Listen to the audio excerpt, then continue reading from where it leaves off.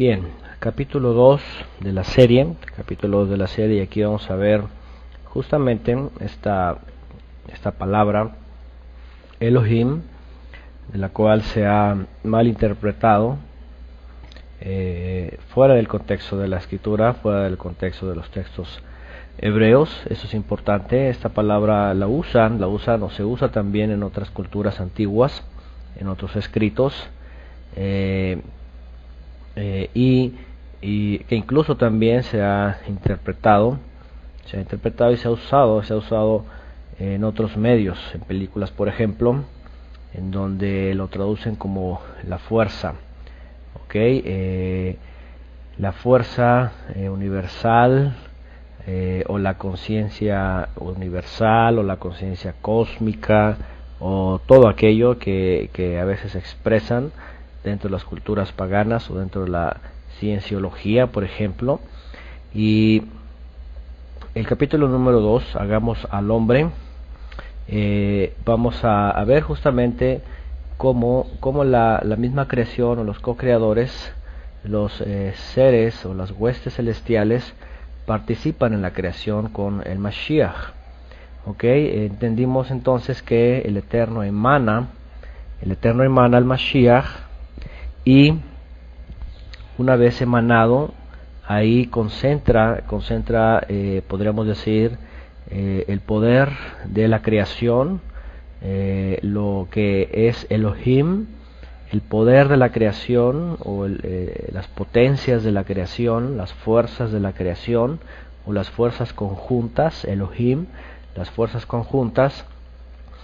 Y entonces el Eterno se manifiesta en el engendro, en el unigénito o el Hijo único, eso es, en esa emanación. Y una vez que hace las huestes celestiales, entonces las hace partícipes en la creación, y es justamente en donde aparece este famoso texto, hagamos al hombre. Hagamos al hombre, que es una pluralidad, dentro de las religiones paganas pues obviamente lo han interpretado como una pluralidad de dioses. Y ahí tenemos por ejemplo el cristianismo que sugieren que por lo menos aquí hay 3 dioses, lo que se conoce como la triada o la trinidad, 3 en 1 o 1 en 3, que bueno, de entrada pareciera se expresan como una religión monoteísta, pero bueno, el hecho de hablar de 3 en 1 y 1 en 3, y bueno, hay unos gráficos en donde tratan de expresar la Trinidad, que dice que uno dice el Padre no es el Hijo, pero a la vez es el Hijo, y el Padre no es el Espíritu, pero a la vez sí es el Espíritu, y el Espíritu no es el Hijo, pero a la vez sí es el Hijo, y el Hijo no es el Espíritu, y bueno, así una enredadera ahí dentro de la teología cristiana. Y finalmente son 3 en 1 y 1 en 3. Entonces hagamos es justamente la explicación para poder ahí incluir sus deidades.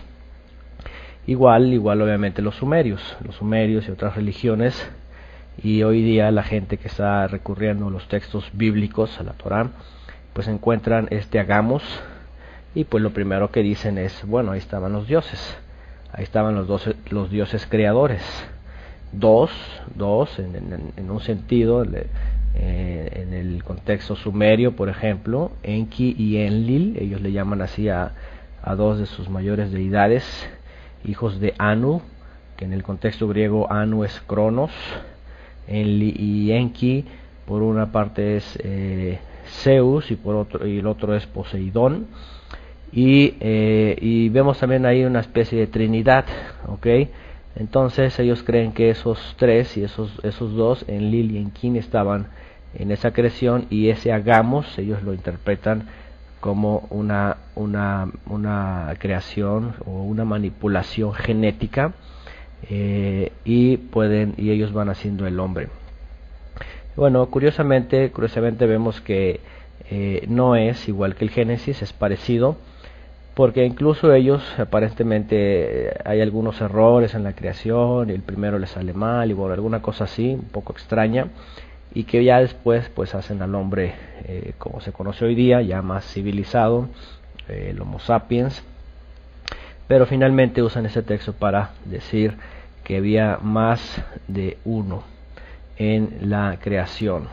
Y vamos a Génesis capítulo 1 del 26 al 31, y viene ese texto que dice: entonces dijo Elohim, Elohim, aquí y bueno, es de preguntarse, ¿verdad? Porque pareciera en Génesis que hay algunas incongruencias en el texto, porque dice entonces dijo en primera persona o en singular, dijo Elohim, no dice entonces dijeron los Elohim, sino que dice dijo Elohim. Y para poderlo entender dentro del contexto hebreo, para poder entender esa expresión, queremos entender que entonces dijo quiere decir que el Eterno, cuando está manifestándose a través del Mesías o incluso de todas las huestes, habla por sí, es decir, habla él uno, y después hace partícipes a los co-creadores, ¿okay? Entonces dijo él, lo que implica Elohim, las fuerzas conjuntas o los poderes. Hagamos, obviamente lo entendemos, y bueno, los comentaristas hebreos puntualizan rápidamente esa expresión dentro del hebreo. Ellos, como expertos del hebreo, del idioma, entienden que el Eterno estaba haciendo partícipe de la creación. Vamos a ver ahorita más adelante, vamos a ver este misterio de qué significa hagamos al hombre a nuestra imagen, conforme a nuestra semejanza, porque pues finalmente la escritura dice que el Eterno no tiene forma, la escritura dice que el Eterno nadie lo puede ver, ¿verdad? Que nadie o lo ha visto incluso. Vamos a ver cómo dice en la Buena Nueva de Juan, lo que se conoce como el Evangelio de Juan, que dice al Eterno, al Elohim, dice nadie le ha visto, el Hijo le ha dado a conocer. Eso es lo que vamos a ver. Y bueno, entonces aquí viene este texto: hagamos al hombre a nuestra imagen, conforme a nuestra semejanza. Hagamos es importante. Dijimos que está hablando de una pluralidad y no necesariamente de dioses o Elohim, sino que está haciendo partícipe a la misma creación. Ahorita vamos a ver, como les digo, que es hagamos a nuestra imagen conforme a nuestra semejanza. Y bueno, de entrada pues vemos que al hombre se le pone pues como señor de la tierra, sobre los animales, sobre la vegetación, etcétera, etcétera. Y dice y creó Elohim al hombre a su imagen, a imagen de Elohim lo creó, varón y hembra los creó.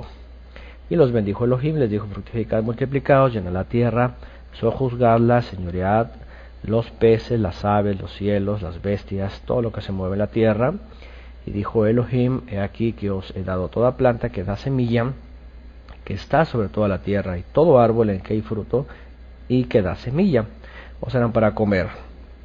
Y a toda bestia de la tierra, y a todas las aves de los cielos, y a todo lo que se arrastra sobre la tierra, en que hay vida, toda planta verde le será para comer. Y fue así. Bueno, aquí vemos que al hombre estaba hecho, o se había creado para alimentarse de las plantas, de las hierbas. Aún todavía no era carnívoro, aún todavía no entraba la muerte, y bueno, solamente aquí eran vegetarianos, comían plantas. Y dice: y vio Elohim todo lo que había hecho, y aquí que era bueno en gran manera. Tov meod, en hebreo Tov meod es esto que expresan como bueno en gran manera. Quiere decir muy bueno, es decir, no tenía nada imperfecto, todo era perfecto. Eso es importantísimo. Cuando dice Tov meod en la Torah, está hablando definitivamente de la creación, o la formación de la creación finalmente de el Adán. del hombre terrestre, del terrenal. Y obviamente de todos los animales, obviamente de todas las hierbas, de todas las plantas, todo lo que comprendía la tierra. Pero este Tov Meod quiere decir, en pocas palabras, era perfecto. O sea, era muy bueno, no había ningún problema, no había un error en la creación, en el Adán.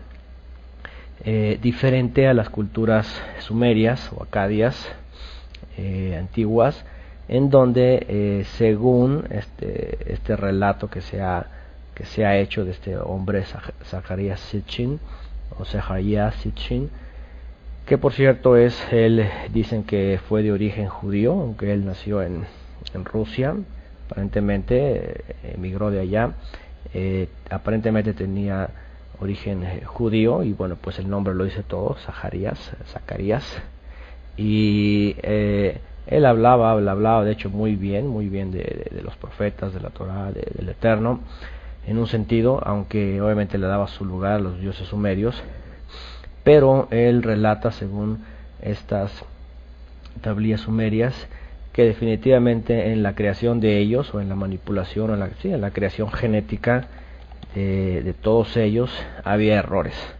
Había problemas, había pleitos entre ellos, había deficiencias. Bueno, esas deidades sumerias pues no eran Tov Meod. Lo que hacían no era Tov Meod, no era bueno en gran manera. O sea, no estaba bien. Y vemos errores, definitivamente, y bueno, entonces podemos irlo asociando a a esos co-creadores que participaron dentro de su creación, manipulando la genética ya hecha, y que bueno, no le daban ahora sí que al clavo, como dicen, ¿no? Y es interesante porque los últimos avances científicos, eso es justamente avances, ¿ok? No llegan a una conclusión, siempre están creando, siempre están tratando de hacer o descubrir, y todo lo van haciendo en base a pruebas, a exámenes, prueban con animales, que la rata, que el conejo, que no sé qué, y les va saliendo mal, hasta que aparentemente pues llegan a una conclusión buena. Pero ese es justamente una creación o una manipulación que no se puede comparar con la del Todopoderoso, ¿verdad? Que cuando hace las cosas las hace Tov Meod, muy bueno en gran manera. Bueno, entonces vemos aquí una vez más una representación, y igual desde el contexto hebreo, cómo se refiere a esta primera línea o rangos en la creación. Or Ein Sof, en el hebreo lo pronuncian dentro del misticismo hebreo como la luz infinita, la luz que no tiene fin, o alguien, o el Eterno, sencillamente, que no tiene ni principio y no tiene ni fin, que es eterno, que es único, que de él procede todo, que nada se le puede comparar, que está sobre todo, que él puede sujetar en una forma alegórica, pensando, sujetar en su mano los multiversos, universos, o todo lo que hay, y nada le puede contener. Él tiene el control de todo, y vemos que esa luz infinita crea la Davar, la palabra, que es Aleph Tav, o el alfa y el omega en griego, y que es una emanación de él que le da una forma. ¿Okay? Aquí vamos a entender este misterio que está en Génesis, en donde dice: hagamos al hombre a nuestra imagen, conforme a nuestra semejanza. Eso es importante porque cuando el Eterno emana, dijimos que el Eterno no tiene forma, ¿ok? Esto que vemos aquí no existe, es decir, es una representación gráfica solamente, no existe, no hay nada parecido, es solamente una representación gráfica del infinito o del Eterno, el que no tiene fin, principio ni fin, que crea la palabra, ¿ok? Emana al Mashiach, es decir, a través del Mashiach o del Hijo, habla, y este hijo en el contexto hebreo se le conoce como Adam Kadmon, así se le puede llamar. Adam Kadmon es el hombre primigenio o el hombre primordial, o lo que conocemos en las traducciones latinas al castellano como el hombre primogénito o el unigénito, el principal. Esto es por demás interesante porque definitivamente una vez que el Eterno emana al Hijo, emana al engendro, le da forma, le da forma, y esta primer forma es un primer prototipo, y bueno, entendiéndolo así, es el prototipo, es la primera forma, es justamente lo que le va a dar al resto de la creación las formas, Entonces el Eterno, cuando se manifiesta en el Hijo, en el unigénito, le da esta forma, y bueno, aquí es donde vemos una forma, humana, que emana, y que pues hasta el día de hoy la ciencia se ha encontrado con pues una perfección singular, no solamente en el hombre, sino en toda la creación. Hay un hombre que se llama, y a raíz de su nombre salen una teoría de una numeración que se llama los números de Fibonacci. Los números de Fibonacci dicen que el ser humano, su cuerpo anatómico, está formado por una especie de fractales, le llaman, y son proporciones impresionantes que tienen que ver desde las partes más pequeñas del cuerpo proporcionadas a las más grandes, es decir, por ejemplo, las puntas de los dedos con las manos, la palma, el antebrazo, todo el brazo, el hombro, hombro con hombro, la cabeza, el cuello, son proporciones impresionantes. Es decir, el Eterno, cuando emana al Hijo y le da esta forma, le da es el prototipo, es como cuando una agencia de automóviles diseñan un auto y hacen el primero, ese prototipo, es justamente el original, por decirlo, y después de ahí, cuando lo ven y dicen ese está perfecto, adelante, hagan millones o miles, los que sean.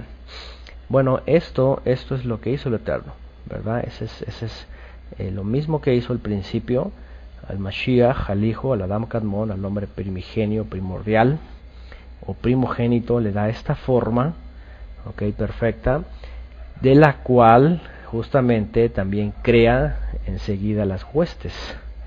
Y podemos ver, y bueno, la gente o los profetas, por ejemplo, en la escritura, que hemos visto que han visto a los mensajeros, o han visto a los arcángeles, por ejemplo, ¿verdad? Vemos en la escritura cuando aparece Miguel o Gabriel, diferentes partes de la escritura aparecen como hombres, es decir, tienen esta forma de hombres, tienen esta forma, y ahí nos preguntaríamos, ¿verdad? La pregunta sería hoy, si ustedes pues quién los hizo, o por qué son iguales a nosotros. Bueno, porque el Eterno así lo hizo. El Eterno hizo al Mashiach primero así, le dio esta forma, esta imagen, y la semejanza obviamente que está depositada en él, y después a través de él hace a todas las huestes celestiales y les da la misma forma. Y bueno, independientemente de algunos aspectos que vemos en la escritura, en los profetas, que bueno, si tienen alas, si tienen 2, si tienen 4, si tienen 6, si tienen ruedas, si tienen luces, independientemente de todo aquello, porque si hay diferentes seres celestiales que aparentemente tienen una forma diferente, pero inicialmente tienen estas formas, inicialmente tienen la forma humana, y es por eso cuando el Eterno, a través del Mashiach, está creando y está formando, finalmente cuando ya va a ser al hombre, al Adam, entonces, y hace partícipes a toda la creación, a las huestes celestiales dentro de la creación, entonces por eso dijo el Todopoderoso que habita aquí en el Hijo, hagamos al hombre a nuestra imagen, quiere decir con esta imagen, que ya después la conocemos nosotros como humana, imagen humana, a esta imagen conforme a nuestra semejanza.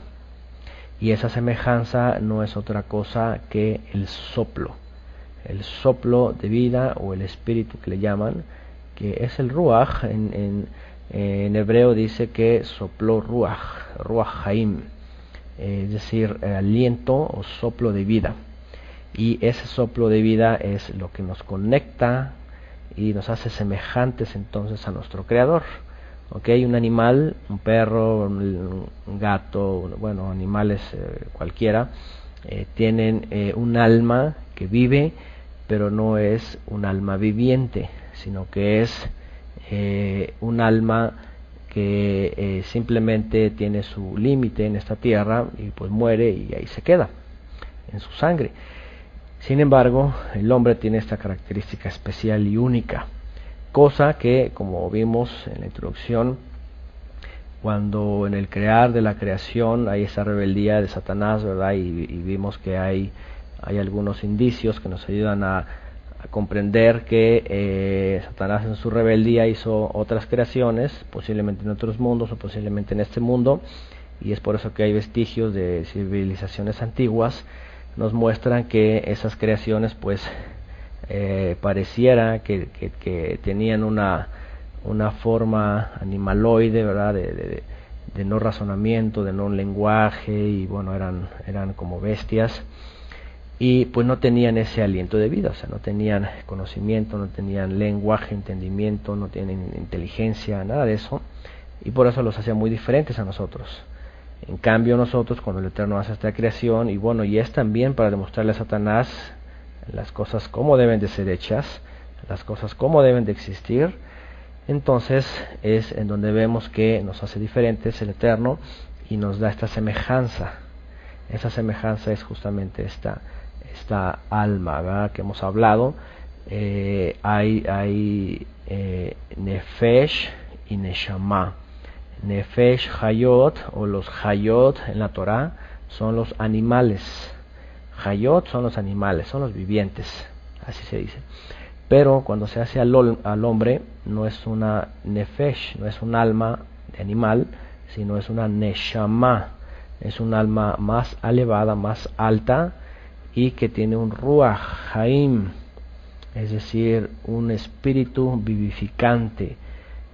La Neshama Hayot de un animal no está capacitada para ser vivificante, es decir, para entrar en la eternidad. Sin embargo, el hombre se le da una Neshama Haim, un alma vivificante, quiere decir que está condicionada o dotada de capacidades para entrar a la eternidad. Es como cuando comparamos las cosas, por ejemplo, desechables con las cosas permanentes, ¿no? Por ejemplo, un marcador, ¿no?, de tinta de agua. Bueno, esa rápidamente, con cualquier pasón, con la mano, con un paño, con algo, la quitamos y ya se acabó. Sin embargo, hay tintas que son permanentes, ¿verdad?, que no se quitan. Bueno, poniendo un ejemplo en el sentido de que permanecen, de que tiene una capacidad de vida más larga. Entonces, así más o menos, como poner un ejemplo rápido, esos dos tipos de almas. Las almas de los animales tienen su límite en esta vida. Las almas de los hombres, o del hombre principal, o del hombre que fue creado primordialmente, conforme a la imagen y semejanza, fue hecho con un alma vivificante, es decir, que tiene capacidad de entrar en la eternidad. Ahora, esto obviamente sin pecar, porque cuando peca el hombre, cuando desobedece y cae, su condición alta, un alma que la muerte lo retiene. Porque bueno, vamos a entender este misterio cuando Satanás engaña a Eva, que lo vamos a ver más adelante. Viene justamente esta decadencia, esta caída, en la que esa alma vivificante que podía comer del fruto de la vida y estar siendo vivificada, como recargada, como capacitada para ir más a la eternidad. Entonces esta alma entra en una fuerza que se conoce como poder de las tinieblas o el poder de la muerte a través de Satanás. Entonces esta Neshama Haim pasa a ser Nefesh, un alma que es retenida por la muerte, hasta que viene aquel espíritu vivificante, el cual va a ser y nos da la promesa de volver a tener aquella condición. La escritura dice que, y esto lo dice Rab Shaul, el apóstol Pablo, dice que el primer Adán, dice, pues por el primer Adán entró la muerte, así dice él. Dice, más por el segundo Adán, dice, viene la vida eterna, dice, porque él es Ruach Haim, esto es espíritu vivificante. ¿Se dan cuenta? Otra vez, el animal es Nefesh Hayot, son vivientes. El hombre fue hecho Neshama Haim, pero a esa Neshama Haim, esa alma vivificante, necesita un Ruach Haim, que es el Mashiach, aliento vivificante, o se traduce al castellano como espíritu vivificante. Entonces cuando el Mashiach regresa al hombre caído, Ruach Haim, espíritu vivificante, entonces esa alma de ese hombre caído vuelve a entrar en esta condición de ser vivificante y entrar en la eternidad. Eso es justamente la promesa que está hecha para todos los hombres, ¿verdad? Que hagan teshuvah, que se arrepientan, que dejen el estilo de vida pecaminoso, un estilo de vida caído, y entren en la fe a través del Mashiach. Eso es lo que Él nos da. ¿Okay? Eso es la eternidad, que a veces lo pintan de otras formas. No es otra cosa que eso, recuperar el estado antes de la caída, y poder entrar en la eternidad y entrar a los lugares celestiales. ¿Okay? Entonces, bueno, aquí es donde podemos comprender entonces qué es esto de hagamos a nuestra imagen conforme a nuestra semejanza. ¿Okay? Hay una imagen, una impronta, una forma y una semejanza que es el ruach, el soplo o el aliento de vida. Bueno, entonces vemos otra vez aquí, vemos la luz infinita a través de la palabra que es el Mashiach. Se crea el Adam Kadmon, el primer hombre, y después todas las huestes celestiales. ¿Okay? La primera emanación dice que hace presente el Eterno en la realidad de nuestros mundos, un engendro, un hijo único, engendrado. ¿Okay? Esa palabra a veces se escucha un poquito fuerte o extraña, porque bueno, así la han manejado los medios, pero este engendro no es otra cosa que un hijo, el mismo gen. Por eso dice la escritura que él contiene él es la sustancia, dice, él es toda su sustancia. El Mashiach es toda su sustancia, es el resplandor. Pues es justamente eso, los genes celestiales del Padre, del Eterno. Y bueno, vemos algún texto por acá en Daniel 7, por ejemplo, del 3 al 14, en las visiones de la noche de Daniel, que él tiene pues esta visión y tiene una percepción de unas figuras en donde se muestra el Padre y el Hijo, y dice, miraba yo en la visión de la noche y aquí con las nubes del cielo, o sea, forma alegórica, los ángeles, y se veía uno como hijo de hombre que vino hasta el anciano de días. ¿Se dan cuenta? Uno como hijo de hombre. O sea, Daniel tiene una visión, ve cosas celestiales y ve uno como hijo de hombre. ¿Okay? De aquí es donde Yeshua se identifica a sí mismo como el hijo del hombre. Recuerdan en la Mesorá, en los evangelios, dice cuando el hijo del hombre venga, cuando el hijo del hombre esto, del otro. Por eso toma este título, para que le pudieran reconocer y dijeran, es el que vio a Daniel, uno como hijo de hombre. Es decir, tiene la forma de hijo de hombre, tiene la forma de humano, ¿ok? Pero a la vez no es en realidad el primer prototipo, es el primer hombre. Dice que vino hasta el anciano de días, aquí está representándose el Eterno, como alguien muy sabio, como alguien que ha existido mucho tiempo, y le hicieron acercarse delante de él, dice, y le fue dado dominio, gloria y reino. ¿Se dan cuenta? Bueno, aquí esa es un texto que vimos también en la conferencia de profecía, en donde vemos cómo aquí es una representación cuando Yeshua dice: todo poder me ha sido dado, toda potestad me ha sido dado en el cielo, en la tierra y debajo de la tierra. Eso es justamente lo que vio Daniel. Y dice que le fue dado dominio, gloria y reino, dice, para que todos los pueblos, naciones y lenguas le sirvieran. Finalmente ese era el propósito. Dice: su dominio es dominio eterno, que nunca pasará, y su reino uno, que no será destruido. Ok, bueno, aquí es donde aparece que su dominio es dominio eterno, como citábamos al profeta, que hablaba que su principado o su reino, bueno, así dice, su reino es desde el principio de la eternidad. Y bueno, ahí justamente cuando es emanado en la eternidad, entonces ahí es cuando comienza a reinar. Desde ahí el Eterno le da el principado, es la cabeza. Ok, y bueno, vemos unos textos que nos ayudan a confirmar lo que hemos estado platicando. Juan 1:8 dice: al poderoso o al todopoderoso nadie le ha visto jamás. Aquí Juan está estableciendo que definitivamente al Eterno, al Todopoderoso, no se le ha podido ver, aunque apareciera que en la Escritura Moisés y los 70 ancianos, por ejemplo, que subieron con él, pareciera que le vieron, pero no vieron más que a la representación de él, que es justamente el Hijo, que es el Mashiach, el que le ha dado a conocer. Aquí dice, vean, al poderoso nadie le vio jamás, el unigénito Hijo. ¿Se dan cuenta? El único Hijo, el único engendrado, que está en el seno del Padre, ¿ok? Él le ha dado a conocer. Aquí estamos viendo con este texto que fue engendrado definitivamente.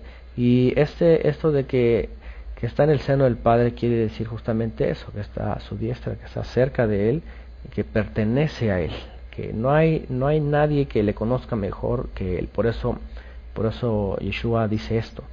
Dice: nadie conoce al Padre sino al Hijo. ¿Ok? Sino el Hijo, y finalmente él dice: porque yo salí de Él, yo fui enviado de Él. Y aquí es donde podemos entender esta familiaridad, ¿no? Digo, dentro de los humanos, nuestras familias, así podemos a veces comprender, ¿verdad? Así hablamos a veces de nuestra misma gente. Nadie conoce mejor a nuestros padres o a nuestros hijos que nosotros mismos.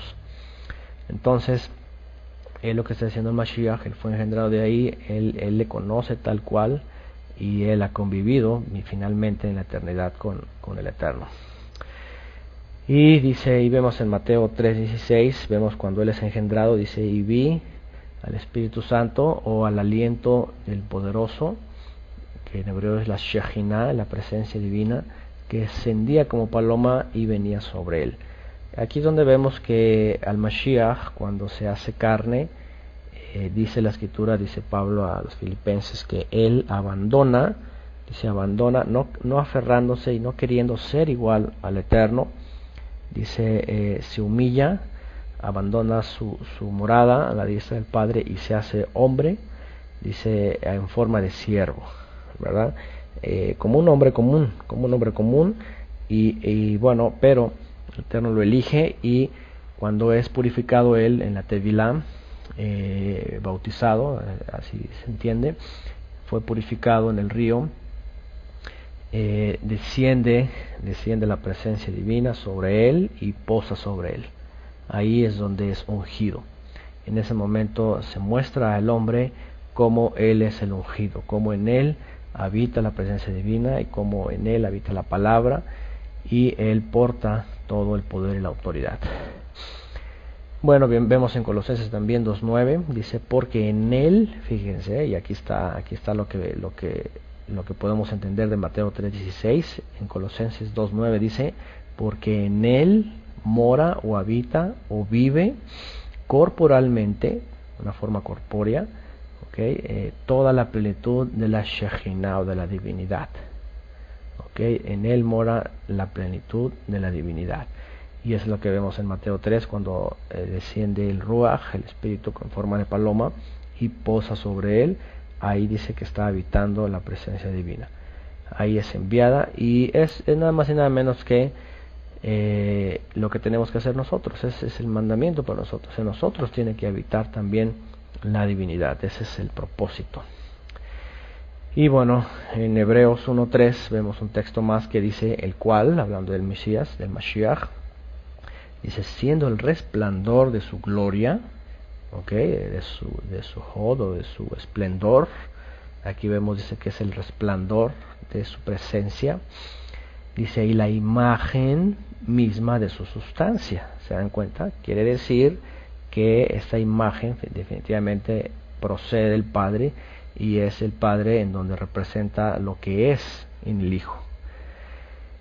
Todo esto, y lo que finalmente aquí está hablando Pablo, y en Hebreos, el autor de Hebreos, que lo más seguro que también sea Pablo, está hablando en palabras mayores, verdaderamente está hablando en cosas así tremendas.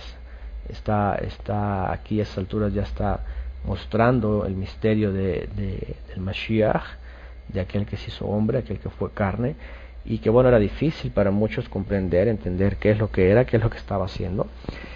Pero aquí estas escrituras nos ayudan a entender cómo el Eterno pues se hace presente a través del Hijo, y cómo Él ya tenía todo bien pensado desde el principio, y la forma de acercarse al hombre.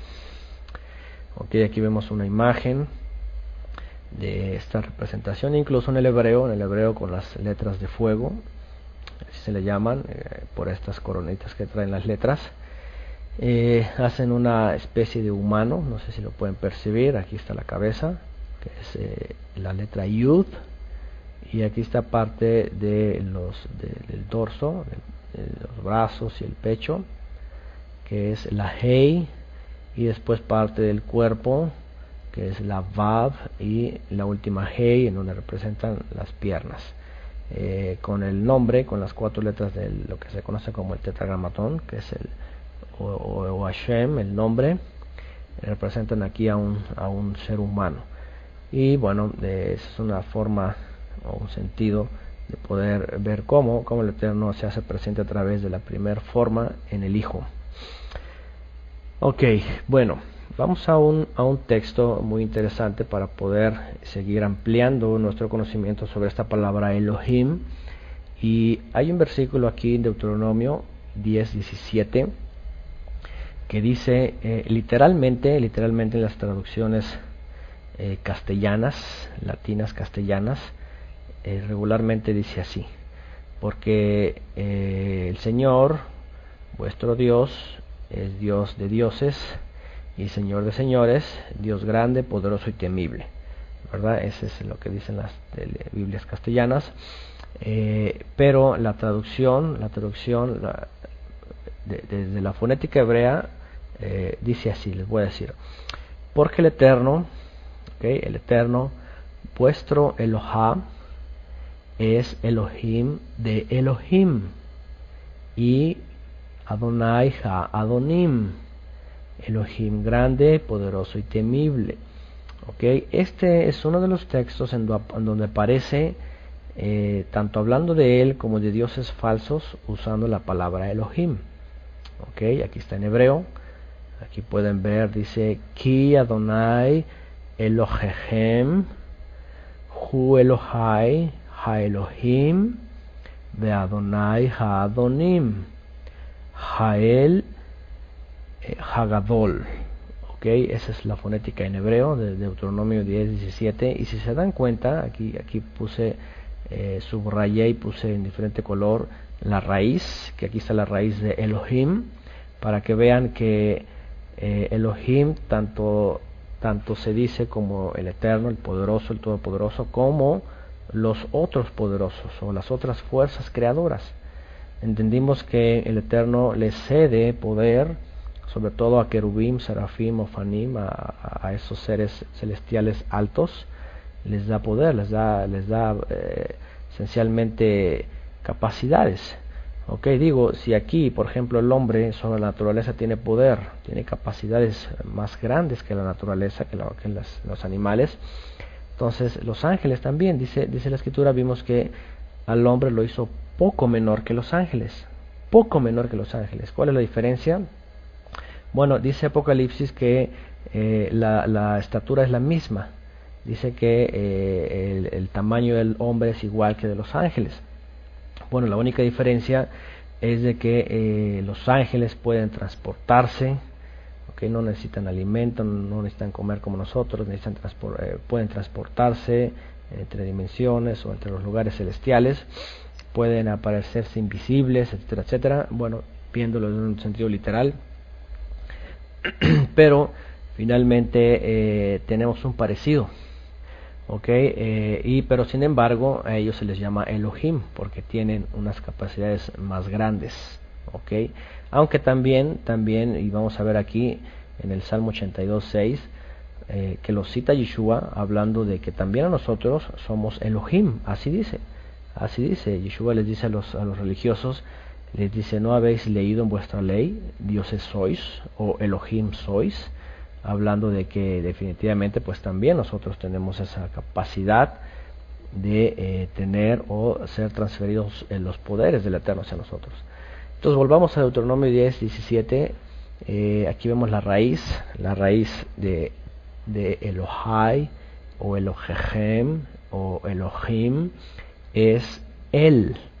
Aquí está Elohim, raíz El, que es poderoso o fuerzas o fuerte o fuerza, y que tiene que ver con la creación. Dice Elohim es una palabra plural que equivale a poderosos o fuertes, y en este versículo de Deuteronomio 10:17 está diciendo que el Eterno es poderoso. Dice: el Eterno, su poderoso, es el poderoso de los poderosos, o el Eterno, su fuerte, es el fuerte de los fuertes. Si lo viéramos en español así como que, bueno, es el Eterno, su fuerte, es el fuerte de los fuertes, así como que, pues, de qué está hablando, ¿no? Él es fuerte de los fuertes. Bueno, no está diciendo más otra cosa que justamente el Eterno, uno de los atributos del Eterno es Elohim, es fuerte, ¿sí? Es fuerza, es poder, pero ese poder también lo ha delegado a la creación, o a los creadores, o a los co-creadores, pero que finalmente Él es el más fuerte o el más poderoso sobre todos los poderosos. Es importante porque más abajo, aquí en esta imagen, tengo una palabra que es diferente a Elohim, que es Elim en singular y Elilim en plural. Curioso porque esta palabra también se traduce como dioses, pero esta palabra hace alusión a dioses falsos o a ídolos.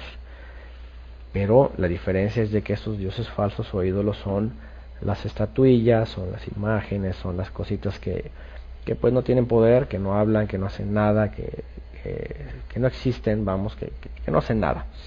Eso es Elim. La diferencia es de que Elim o Elilim son estatuillas que no hacen nada, pero los Elohim son entidades que sí se les ha dado poder.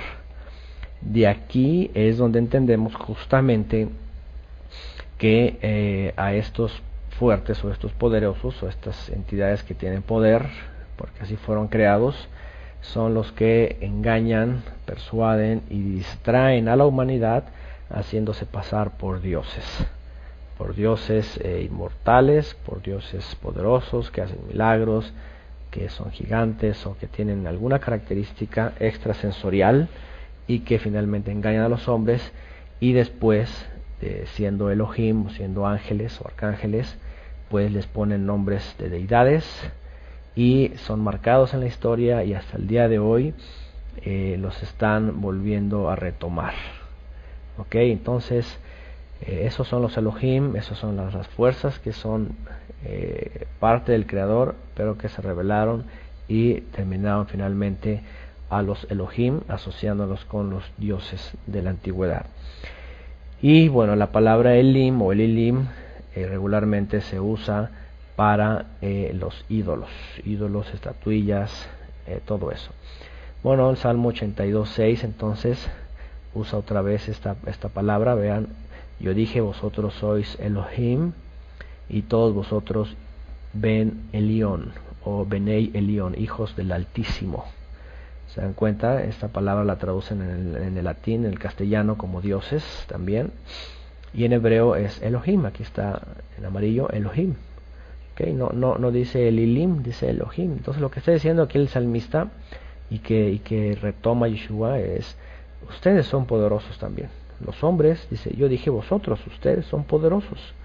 Y bueno, que se lo está diciendo al pueblo de Israel, en un sentido se lo está diciendo, ¿por qué? Porque siendo el pueblo, el llamado escogido y llamado a ser santo, desde ahí es donde surge, desde la santidad, donde surge las fuerzas o el poder. ¿El poder de qué? El poder de discernimiento, el poder de entendimiento, de conciencia, de la eternidad, etcétera, etcétera. Bueno, entonces, este texto pues que nos ayude a poder comprender un poco más esta raíz El o Elohim y poder entender que son parte de la creación y no son necesariamente dioses creadores, sino parte de la creación. Bueno, entonces vemos una vez más esta gráfica donde el Eterno emana al engendro, hijo único, el Aleph Tab, que es Alfa y el Omega, llamado el principal, y bueno, después las huestes celestiales, las cuales trabajan en Hagamos, en la creación también creando como co-creadores, y finalmente es creado Adam, que es el terrenal, o el hombre de la tierra, y lo corona de gloria. ¿Por qué lo corona de gloria? Bueno, lo hace tan especial, lo hace en la creación, y eso es algo interesante porque hay un Midrash, les he dicho, el Midrash de Génesis, de Bereshit, en donde un rabino cuenta en que cuando fueron creadas todas las cosas y finalmente el Eterno con el Mashiach crea al hombre, lo hacen del polvo de la tierra y sopla aliento de vida, y obviamente en el principio era un ser de luz, era un ser celestial, aunque vivía en la tierra, pero era un ser muy alto, muy elevado, no necesitaba ropa, no tenía frío, nada de eso, no necesitaba cubrirse, era un ser de luz, con su luz se cubría. Según este Midrash, los ángeles lo vieron y decían así como, ¿qué hacemos con él? ¿Qué le servimos? ¿Qué hacemos? ¿Lo protegemos? ¿Qué hacemos? Era la pregunta de los ángeles, ¿no? Bueno, pues ¿por qué? Porque lo había hecho poco menor a los ángeles, pero lo había coronado de gloria. Según el Salmo, le había dado una categoría pues muy, muy significativa.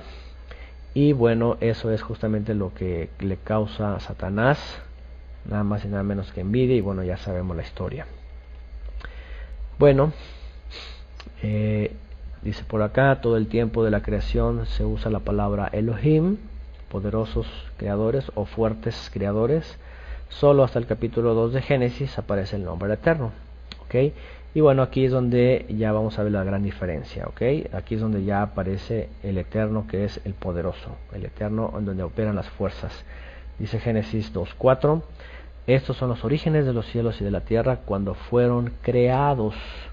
El día, aquí el día, vean que, aquí no dice Elohim, dice que el autoexistente o el que existe siempre, el Eterno, todopoderoso o que posee las fuerzas, hizo la tierra y los cielos, ¿okay? El Eterno por medio de la creación inicial. Entonces aquí estamos viendo ya en Génesis 2:4 que aparece la alusión a el nombre o a la identificación del existente. El Eterno, vamos a ver el nombre, lo que significa o qué significa el nombre. Cuando se habla del Eterno ya estamos hablando del creador, del autoexistente. Ahorita vamos a ver, aquí puse el Eterno, es un nombre que uso yo más comúnmente para referirme al existente o al autoexistente, y que bueno, tratar de comprender qué es lo que está refiriendo el texto. Dice en Génesis 2:7, también dice entonces el Eterno o el tetragramatón, también aparece esas 4 letras en hebreo. De hecho en el hebreo aparece Yud Hei Vav Hei, que son las 4 letras que ahorita vamos a ver qué significan. Entonces el eterno Elohim formó al hombre del polvo de la tierra y sopló en su nariz aliento de vida. ¿Okay? Recuerdan, esto es lo que les decía, sopló Ruach Haim, aliento de vida, y a esa creación de la tierra, formado a la perfección obviamente, lo único que le faltaba es este aliento de vida. Y ahí es donde dice, y fue el hombre un ser viviente. Okay, un ser viviente, con vida. Ok, ¿quién o cuál es su nombre? Esa es una de las preguntas que vamos a ver aquí, y para poder ver la diferencia, ok. Dentro de las culturas paganas, todos sus dioses se autonombraban, y así permanecía su nombre, ¿no? Y ahorita lo podemos corroborar con todo lo que se está diciendo respecto a esas deidades antiguas.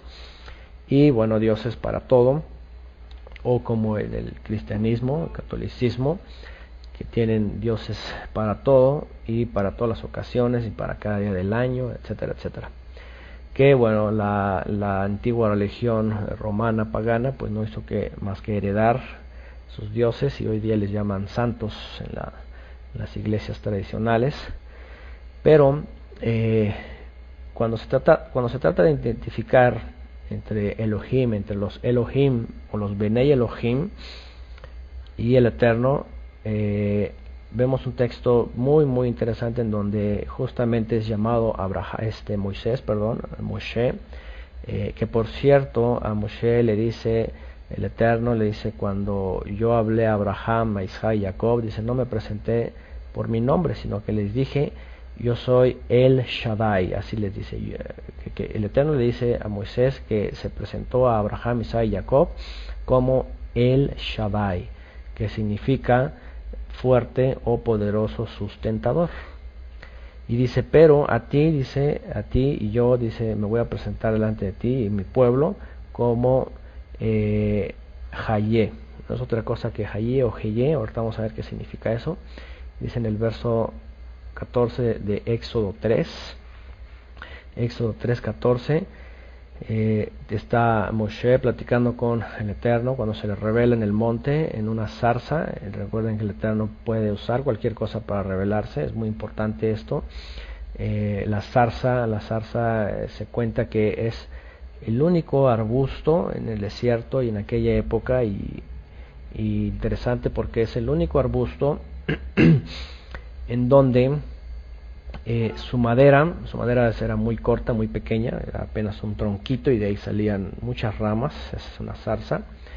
Era el único árbol cuya madera, cuyo tronco no había sido usado para idolatría.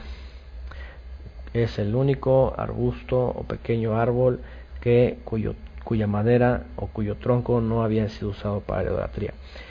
Es por eso que el Eterno usa ese pequeño arbusto, entre comillas, insignificante para el hombre o para las naciones, y ahí se presenta y se hace presentar el Eterno, y ahí se manifiesta en una zarza que pues rodeada de fuego, que estaba el fuego sobre ella, pero a la vez no se quemaba. Y ahí es donde está platicando con Moisés cuando le llama, y le dice, cuando le pregunta a Moisés, y cuando vaya, ¿quién voy a decir que me envía? ¿Cuál es tu nombre? ¿Qué les digo para que me crean? Dice, y respondió el Todopoderoso a Moisés. Vean, aquí también se le hace alusión a Elohim, y nótese que es uno el que está hablando con Moisés, no son muchos, pero se le asocia esta palabra Elohim. Y respondió el poderoso, el que tiene los poderes, las fuerzas, a Moisés. Le dijo, yo soy el que soy. Esa es la traducción pues castellana, aunque en hebreo es seré quien seré. Eso es lo que quiere decir en hebreo. Agrega, dice, y dijo, así dirás a los hijos de Israel, Ella me envió a vosotros. Tan tan, o sea, aquí no vemos un nombre, una fonética, no vemos, o sea, él no tiene nombres. Para empezar, él no tiene nombre. ¿Por qué? Porque si le ponemos un nombre, así como los humanos, o los terrestres, o las cosas, lo estamos limitando. Si decimos, por ejemplo, que él es amor solamente, lo estamos limitando, porque no nada más es amor, Él es bondad, misericordia, Él es mucho, Él es todo. Entonces Él es todo. Entonces igual si le ponemos un nombre, lo estamos limitando. ¿Qué es lo que hace aquí cuando el Eterno le da a Moisés su forma de conocerse? Lo que dice aquí es, les dirás, yo seré quien seré. Ve a los hijos de Israel y diles, yo seré. Así, sencillo, yo seré. Y eso es muy interesante porque en hebreo esto seré, o se puede entender como existiré, o yo autoexisto, yo existo porque existo. Es muy complicado entenderlo en Occidente o dentro de nuestro lenguaje, pero en hebreo, Heye, existir, quiere decir aquel que es eterno, aquel que autoexiste, que siempre ha existido, que no tiene ni principio ni fin. ¿Okay? Entonces, bueno, ¿cómo poder comprender este misterio? Que no es otra cosa que una revelación hacia Moisés. Lo que está diciendo aquí es, yo siempre he existido, yo soy el eterno. O sea, yo no tengo principio ni fin, yo no soy como los Elohim o los Benei Elohim, sino que dice, pues seré quien seré. ¿Ok? Seré quien seré. ¿Y qué es lo que hacen después, o qué se hace después los rabinos? Este seré, de hecho en hebreo este verbo ser, estar, no se usa en el lenguaje común. Por ejemplo, cuando alguien quiere decir yo soy, ¿quién eres tú? No, pues yo soy, por ejemplo, Antonio. No se dice yo soy Antonio. En hebreo se dice yo Antonio solamente. Ahora, de esta frase es en donde se sacan las famosas 4 letras, el famoso tetragramatón. ¿Okay? Que vemos aquí la Yud y la Hei. ¿Okay? Acá abajo está lo que se conoce como el nombre. Yud, Hei, Vav, Hei. ¿Qué es lo que se hace? Seré. ¿Okay? Seré quien seré, o soy el que seré. Se extraen estas letras, la Yud y la Hei, para poner las primeras como seré. Y después se extrae de Hu. Acá está escrito abajo Hu. Hu es o él es, él, hablando de él, es Hu, y entonces la Vav y la Hei pues se agregan al Yud, Hei, Vav, Hei, y a la vez este Yud con la Hei y con la Vav y la Hei es un acróstico, ¿verdad? Que quiere decir el que fue, el que es y el que será. ¿Ok? Eso significa Yud, Hei, Vav, Hei. Por eso es de que el nombre es innombrable o impronunciable. Eso de que el nombre es impronunciable no es de que, ay, no lo digas o no lo pronuncies, o que nadie lo diga porque es santo o lo que sea. Es impronunciable porque no tiene fonética. Esas 4 letras no tienen fonética. ¿Okay? Hay muchos grupos que están intentando decir, no, que se dice así, que se dice. Hay 250 y tantas combinaciones con todas esas 4 letras, que por cierto en el hebreo no hay vocales, todas son consonantes, pero hubo unos escribas que les llaman los masoretas, que le agregaron vocales para poder tener una lectura mejor, aquellos que aprendían el hebreo. Y bueno, esas vocales son bastantes, pero si se fueran colocando las vocales a estas consonantes, hay 250 y tantas, 56 si no me equivoco, combinaciones para poder pronunciar esto. Entonces ahí se la han pasado peleando, unos dicen que de una manera, otros dicen de otra, pero ese no es el punto. Estas letras son impronunciables, o sea, no tienen aparentemente fonética, sino que es justamente un acróstico, Yud, Hei, Vav, Hei, que significa el que fue, el que es, el que siempre será. Hay un canto que así dice, Behu Hayá, Behu Ove, Behu Yeh. ¿Okay? Behu Hayá, Behu Ove, Behu Yeh. El que fue, el que es y el que ha de ser, o el que siempre será. Y agrega Betifara, el que se manifestará.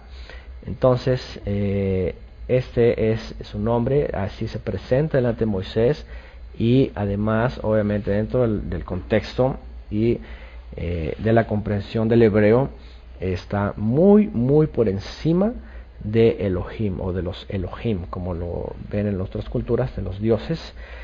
El Eterno posee los poderes y los cede a la creación. Entonces Él está por encima definitivamente de los Elohim. ¿Okay? Bueno, y vemos también cómo este nombre o cómo esta esencia de este acróstico del que fue, el que es y el que será, le es cedido al Mashiach. ¿Okay? Es decir, finalmente el Mashiach, Yeshua, el Mesías de Israel, posee esta autoridad y este poder del Eterno, ¿okay? Porque él es el Hijo, el único engendrado.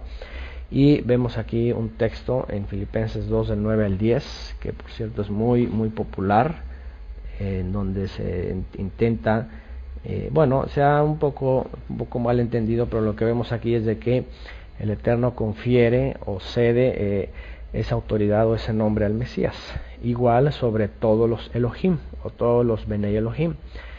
Dice este versículo: por lo cual el Poderoso también le exaltó hasta lo sumo, hablando del Mesías, y le dio un nombre, dice la traducción textualmente en castellano, le dio un nombre que es sobre todo nombre, para que en el nombre de Yeshua se doble toda rodilla de los que están en los cielos y en la tierra y debajo de la tierra. ¿Okay? Y no necesariamente que le dio un nombre sobre todo nombre, porque ¿cuál es el nombre que está sobre todo nombre? Pues en realidad el nombre que es más alto y es el del Eterno, ¿okay? Independientemente de Yeshua. Pero según lo que vemos en el griego, esta palabra que es dar, que es dar o conceder, o que le dio un nombre, se entiende así. Voy a ver, de hecho voy a usar aquí otra traducción que dice: por lo cual el Poderoso también le exaltó hasta lo sumo y le confirió, ¿okay? Le confirió o le cedió. Y esta palabra en griego, que es haritzomai, es le confirió o le comunicó órdenes, le dio instrucciones para su cumplimiento. Quiere decir que el Eterno, el Todopoderoso, le confirió o le encargó al Mesías el nombre que es sobre todo nombre, obviamente el nombre del Eterno, Heye Asher Heye. Dice el nombre que es sobre todo nombre, que es el nombre del Eterno, para que en el nombre de Yeshua, o sea, en el nombre de Yeshua está implícito el nombre que es sobre todo nombre. Y para que finalmente no recurramos a esa teoría que pues finalmente tiene muchas controversias de un nombre, de una fonética, sino que a través y en el nombre de Yeshua, aquí se le ha conferido, aquí se le ha agregado el nombre que es sobre todo nombre, y bueno, para que en el nombre de Yeshua se doble toda rodilla de los que están en el cielo y en la tierra y debajo de la tierra. ¿Okay? Finalmente pues entendemos que esta grandeza del nombre le fue conferida al Mashiach Yeshua, y en ese nombre está toda la autoridad del otro. Y bueno, vemos entonces y estamos comprobando lo que hemos estado viendo, que el Eterno emana al Mashiach, en él pone toda la autoridad, y después los súbditos son los Elohim o los Benei Elohim. ¿Okay? Y entonces además pues Yeshua es muy claro cuando él da instrucciones respecto a dirigirnos al Eterno, al Padre, bueno, al Creador del universo. ¿Qué dice? Cuando ustedes oren, ¿cómo vamos a decir? Avinu Shebashamayim, nuestro Padre que estás en los cielos. ¿Y qué dice respecto al nombre? Itkadash Shemecha, que es santificado sea tu nombre. Yeshua nunca pronuncia ahí el nombre, ni dice que le clamemos, ni nada. Simplemente es algo más elevado, es algo más alto. No llamarle por su nombre como el vecino, ¿verdad? O como el de enfrente, como el de al lado, sino cuando decimos Padre nuestro es algo más íntimo, es más elevado, más cerca. Ahí ya estamos hablando de que somos tus hijos. ¿Okay? Padre nuestro que estás en los cielos, tu nombre sea santificado, sea apartado, exclusivo y no tengo por qué profanarlo.